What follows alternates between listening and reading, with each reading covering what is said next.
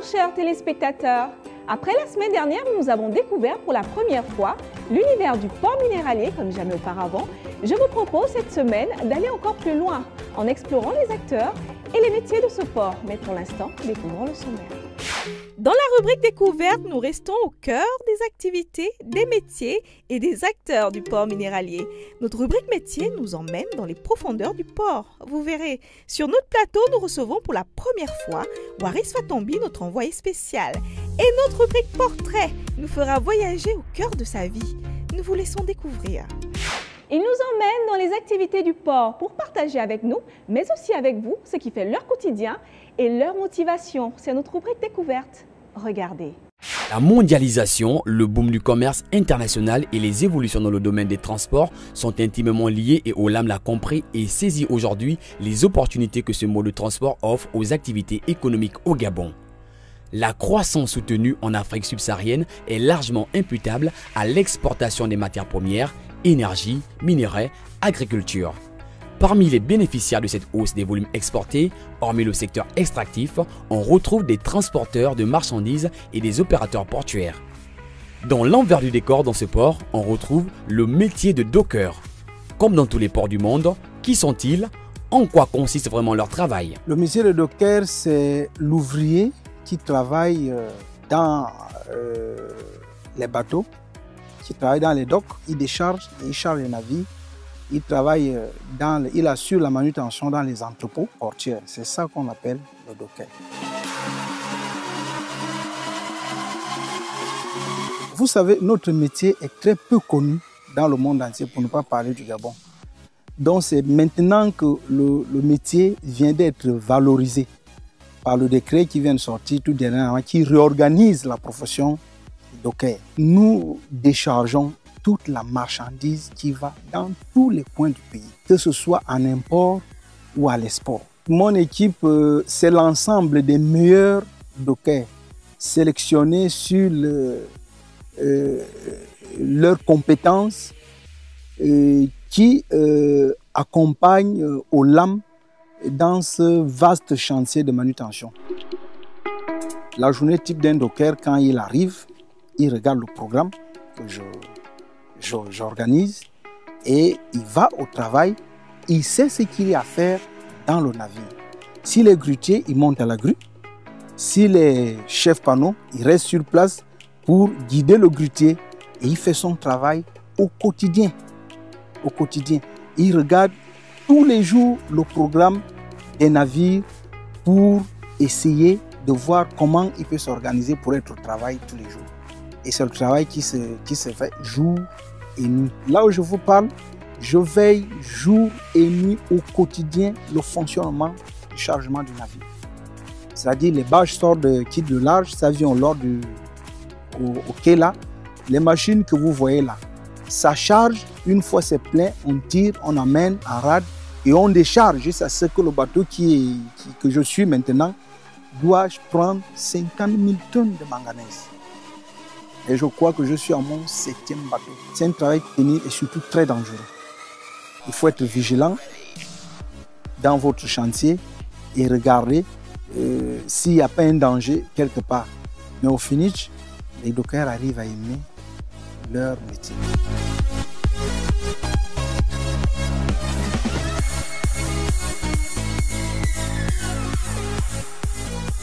Au cœur du port minéralier, nous allons faire un focus sur les engins techniques qui permettent de charger les produits comme le manganèse. Et cette semaine, c'est Waris qui nous y emmène. Bonjour Waris. Salut Nelly, salut à tous. Je me trouve actuellement du côté du port minéralier d'Ovendo et comme vous le constatez, ici ça bosse et ça bosse dur. Notre objectif aujourd'hui est de découvrir le métier de conducteur de pelle grue. De quoi est-il question? Nous avons rendez-vous avec Monsieur Damas Djambi qui est instructeur dans le domaine. Avec lui, nous parlerons de ce métier, des tâches au quotidien et surtout des perspectives d'avenir. C'est tout de suite, suivez-moi.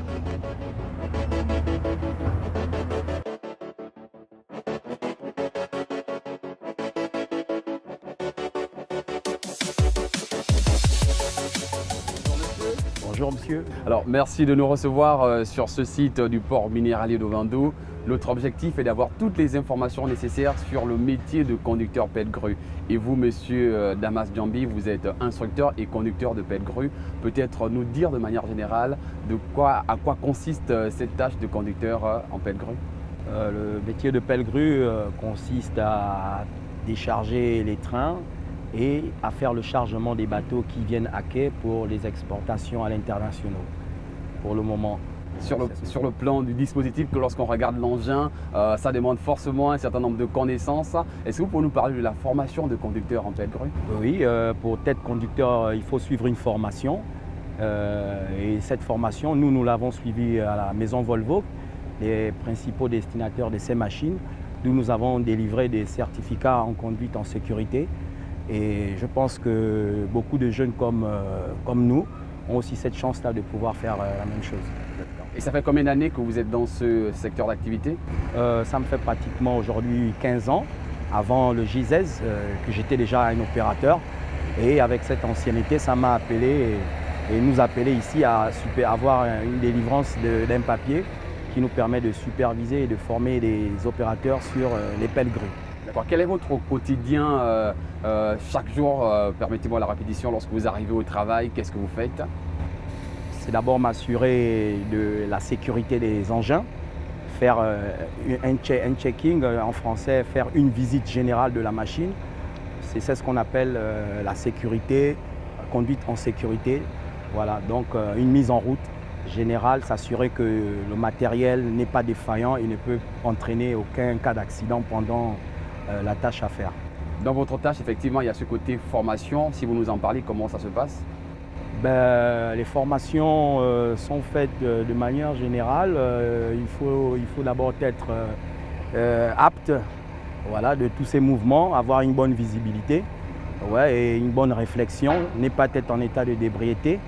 Et je pense qu'à partir de là, on se met sur le terrain et on commence à voir les différents composants sur les différentes tâches à accomplir. D'accord. Et quels sont les avantages d'un tel métier? Les avantages d'un tel métier, c'est qu'au niveau des conducteurs d'engins, on a un plan de carrière. On peut à la longue terminer chef de chantier, conducteur de travaux ou chef logistique. Et il faut beaucoup de professionnalisme pour y arriver. Il faut noter ça aussi, parce qu'il ne suffit pas d'être conducteur, mais il faut bien assimiler et aimer ce que l'on fait. Quand on regarde une pelle-grue, on regarde le dispositif mécanique, on se dit forcément qu'il y a des risques à pratiquer, à travailler avec un tel engin. Est-ce que vous pouvez nous assurer que, avant bien sûr de prendre l'engin, tout ce dispositif est vérifié et surtout il y a des gens qui sont là essentiellement pour tenir en valeur le côté sécurité?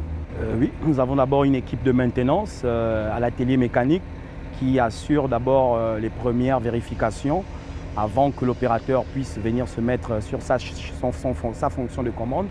Et bien après ça, il est censé aussi à l'opérateur lui-même d'effectuer une visite préalable avant de mettre la machine en route. S'assurer que les câbles, les circuits hydrauliques sont en état de forme, s'assurer que les freinages et la rotation de la pelle-grue et les différents accessoires répondent aux normes, s'assurer qu'il n'y a pas de fuite d'huile, parce que cela peut entraîner des explosions et on peut se retrouver mortellement blessé. Et je pense que lorsqu'on a fait toutes ces vérifications, on peut s'assurer qu'on peut se retrouver dans le siège de commande et à pouvoir travailler. D'accord. Est-ce qu'on peut dire aujourd'hui que le métier de conducteur pelle-grue nourrit effectivement son homme? Oui, moi ça me fait pratiquement plus de 15 ans aujourd'hui. Je nourris, j'ai une grande famille, j'ai des grands projets. Et c'est un métier noble, un métier très respectueux et j'encourage beaucoup des jeunes qui sont ambitieux de pouvoir venir faire comme moi et peut-être un jour terminer aussi superviseur, formateur, pourquoi pas avoir à évoluer encore un peu plus. Vous avez certainement un plan de carrière spécifique dans votre domaine, est-ce qu'on peut en savoir plus? Oui, je ne compte pas m'arrêter là, puisque dans le métier que nous faisons, nous évoluons aussi par rapport aux connaissances.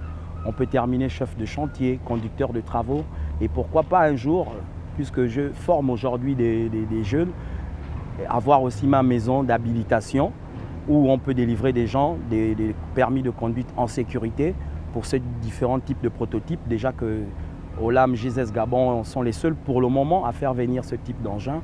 Et peut-être qu'à l'avenir, nous en aurons peut-être d'autres partenaires, d'autres sociétés qui en feront venir. Et ce sera intéressant que des Gabonais comme nous, que nous sommes, puissions passer la formation et délivrer des cassettes de la conduite en sécurité des pelles grues. C'est moi qui vous remercie pour toutes les explications sur le métier de conducteur de pelles grues. On espère que les jeunes qui nous ont suivis ont pris note et dans quelques années, on va retrouver d'autres jeunes qui vont travailler ici au niveau du port minéral d'Ovendo. Ok, je vous remercie.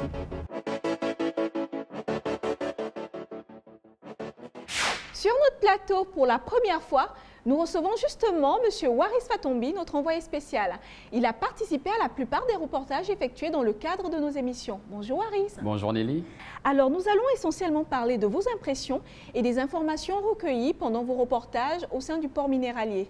Pour commencer, que pouvez-vous nous dire de l'activité actuelle au sein de ce port ? Déjà, merci de me recevoir sur ce plateau pour rendre compte de ce que nous avons pu observer, mon équipe et moi, durant nos jours de tournage au sein du port minéralier d'Ovendo. Alors d'entrée de jeu, ce port répond à un besoin latent qui était de doter de notre pays d'un deuxième port minéralier qui, à côté du port de Komilog, qui fait essentiellement dans l'exportation du manganèse, vient diversifier l'exportation à côté du manganèse. Il y a d'autres minéraux et cela donne une porte ouverte pour les petits, pour les nouveaux exploitants nationaux et étrangers également. Donc pour revenir sur la question de manière directe sur l'activité actuelle au sein du port, à côté des travaux de construction et de finalisation qui se poursuivent au sein du port minéral d'Ovendo, il y a une partie où les activités ont été effectivement démarrées à travers tout le dispositif logistique que l'on peut observer sur place. Il y a notamment la présence d'une station essence, d'une station électrique qui fonctionne, des bâtiments, des magasins, des entrepôts également. Aux côtés de tout cela, on se rend compte qu'effectivement, c'est vrai qu'à côté, il y a la construction qui se poursuit, mais l'activité principale même de ce port a effectivement démarré au sein du port minéralier. Vous avez été en contact avec plusieurs corps de métier, techniques, administratifs, managériales et bien d'autres. Comment perçoivent-ils aujourd'hui le développement de cette zone, eux qui y travaillent ? Au sein de ce port minéralier, il y a une diversité en ce qui concerne les tâches, en ce qui concerne les emplois. Et de manière synergique, ils arrivent à travailler et surtout, ils sont conscients de l'implication qui doit être la leur en ce qui concerne la valorisation de ce nouveau défi que notre pays s'est donné avec bien sûr le groupe Olam. Et chaque fois que possible, ils ne ménagent aucun effort pour s'approcher de la partie opérationnelle de ce port dans les jours qui suivent. Donc, ils sont conscients, ils sont déterminés, ils travaillent à fond et ne ménagent, comme je l'ai dit, aucun effort. L'un des objectifs majeurs, si je puis même dire le premier, est de transporter les minerais de l'intérieur du pays vers l'étranger et donc clairement d'augmenter les capacités d'exportation portuaire. C'est bien ça? Et comme vous le dites si bien, cet important trafic qui commence à l'intérieur du pays, arrive au port pour l'étranger, va permettre la création de plusieurs emplois de manière directe et indirecte. Et selon les informations officielles que nous avons pu avoir, de manière directe, il y aura la création de plus de 300 emplois et de manière indirecte de plus de 1000 emplois. C'est dire que ce projet salutaire va résorber en ce qui concerne bien sûr la courbe du chômage dans notre pays. En tant que jeune Gabonais et extérieur au projet, que pensez-vous que ce projet va réellement apporter aux populations ? Ce projet arrive à point nommé lorsqu'on parle de diversification de notre activité économique. Ce projet, de manière directe déjà, va créer des emplois, hormis les emplois qui ont déjà été créés depuis que ce projet a été lancé. Il y a d'autres emplois à long terme qui vont être créés et c'est effectivement la population de manière directe qui va profiter. Et je pense notamment à des jeunes. Pour moi, ça a été un plaisir lors de ce reportage de rencontrer d'autres jeunes avec qui j'ai fait le lycée ou l'université qui travaillent et qui arrivent aujourd'hui à s'en sortir, à commencer à créer un projet de vie à travers bien sûr l'activité amenée par le groupe Olam et l'État gabonais au niveau du port minéral d'Ovendo. Il y a également d'autres avantages. Aujourd'hui, notre pays se positionne comme étant un acteur incontournable en ce qui concerne l'exportation des minerais sur le plan africain parce que ce port répond à un certain nombre de standards en rapport bien sûr avec les standards requis sur le plan international. Tout cela, c'est à saluer et j'espère qu'effectivement les jeunes vont s'impliquer en ce qui concerne bien sûr l'activité de ce port et qu'il y aura d'autres opportunités qui vont se greffer autour de ce port pour rendre effectivement opérationnel l'emploi des jeunes au sein du port minéralier d'Ovando. Alors, un mot de fin? Un mot de fin, dire que durant ce reportage, nous avons rencontré des hommes et des femmes très positifs, concentrés sur leur tâche qui est celle de relever le défi de rendre opérationnel dans les tout prochains jours ce port. Et c'est une façon également de saluer l'action amenée par Olam, qui, il faut le rappeler, est un groupe qui s'investit dans notre pays dans plusieurs domaines. Et en ce qui concerne le Gabon, c'est le premier pays où Olam s'investit dans la construction des ports. Les hommes qui y travaillent sont conscients et ne veulent surtout pas décevoir Olam, ne veulent surtout pas décevoir l'État gabonais et de manière générale la population. Et moi, je salue cela. Merci Waris. Merci Nelly. Il est jeune, dynamique et occupe le poste d'assistant ingénieur industriel. Il a accepté de nous emmener dans son univers professionnel, mais aussi personnel.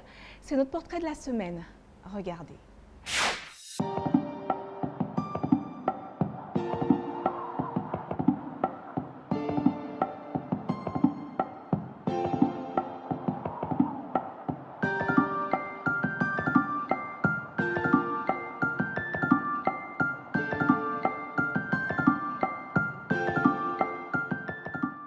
Gildas Kwandikouma est le stéréotype du nouveau jeune entrepreneur dynamique gabonais qui, après des études brillantes, a rejoint le groupe G16. Gildas est ingénieur en génie industriel. Oui, j'ai été formé par rapport, bien sûr, à l'activité que je mène. Lorsque je suis arrivé, j'ai eu une formation par rapport, bien sûr, aux opérations sur le site. À la maintenance de nos différents équipements et au management on va dire, des différentes opérations avec Citrag. Il manage des équipes sur le terrain et s'occupe de la régulation des trains qui acheminent le minerai entre Ndjolé, Franceville et ce jusqu'à Bonport. Ici, voilà, je vous ai dit tout à l'heure au bureau qu'on venait sur le site. Donc là, nous sommes au point bascule. C'est la première étape en fait, de notre activité. Donc ici, vous avez M. Kwabou, c'est le superviseur des sites. Donc lorsque le train arrive, peu importe l'heure, c'est lui qui est chargé d'effectuer la première opération, c'est-à-dire la pesée des wagons.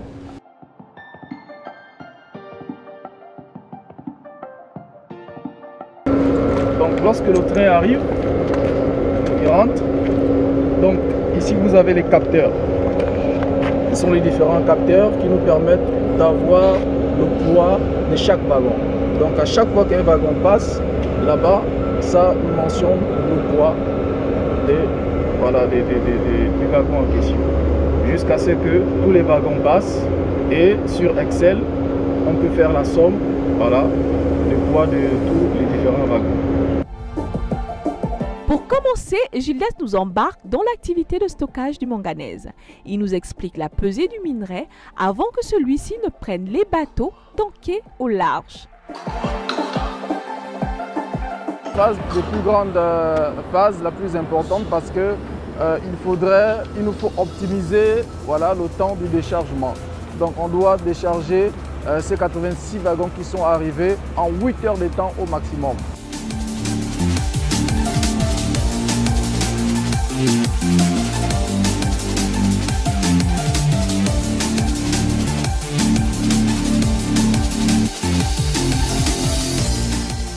Ensuite, il nous ouvre les portes de la société Citrag qui a en charge la régulation des trains sur le plan national. Comme au service de régulation, voilà, des trains. Donc c'est ici où nous venons prendre les informations relatives à nos trains. Donc c'est eux qui peuvent nous dire exactement l'heure à laquelle notre train peut arriver, ou encore au moment où on vient leur demander, ils peuvent nous dire, bon, à ce moment, à partir de cet instant, votre train se situe exactement à tel endroit. Et à partir de cet endroit, il va arriver à Ovendo à destination à telle heure. Et c'est exact. Lors de la troisième étape, nous faisons escale dans l'activité de maintenance des trains qui appartiennent à l'entreprise G16.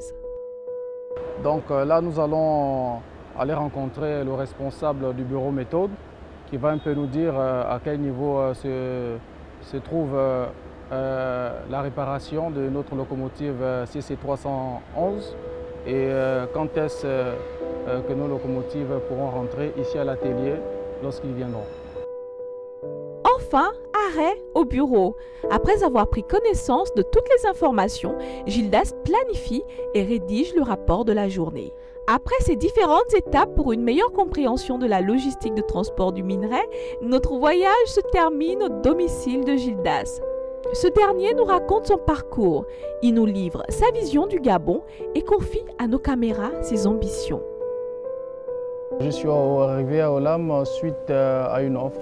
Voilà, donc Olam a recherché un ingénieur qui était capable voilà, de s'occuper de la maintenance de ces locomotives et d'assurer voilà, des transactions avec Cetrag pour le transport de la marchandise et la régulation de nos trains. La différence, c'est que maintenant, je me sens beaucoup plus responsable parce qu'avant, j'étais en quête d'emploi, je n'en avais pas et donc c'était pas facile de joindre aussi les deux bouts sur le plan social. Hein. On sait très bien qu'il faut payer le loyer, le transport de tous les jours, ainsi de suite. Donc socialement déjà, ça m'a apporté un plus, c'est-à-dire me prendre en charge socialement. Et sur le plan purement personnel, ça m'a permis voilà, d'être plus responsable.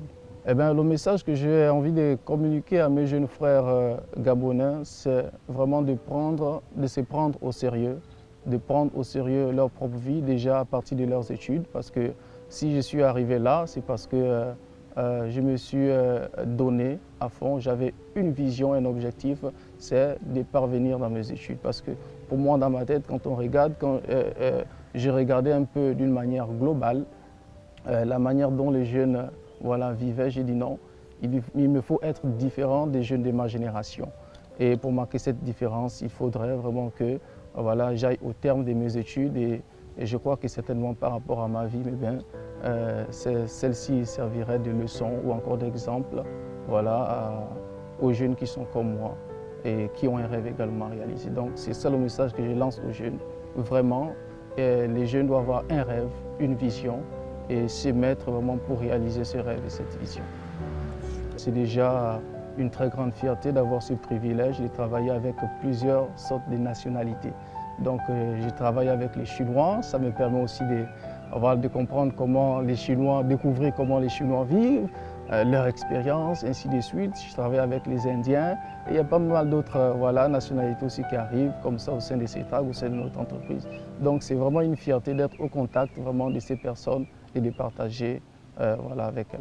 Mon plus grand rêve, c'est de devenir directeur général, on va dire, d'une filiale d'Olam, soit GZES ou une autre filiale de là, parce que Olam a beaucoup de filiales donc, dont GZES fait partie. Et donc mon plus grand rêve, c'est de devenir directeur voilà, général d'une entreprise.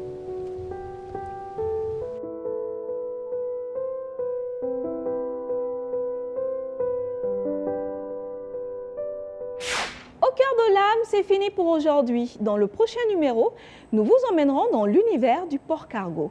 On se retrouve donc la semaine prochaine, même jour, même heure sur cette antenne. En attendant, prenez bien soin de vous. Au revoir.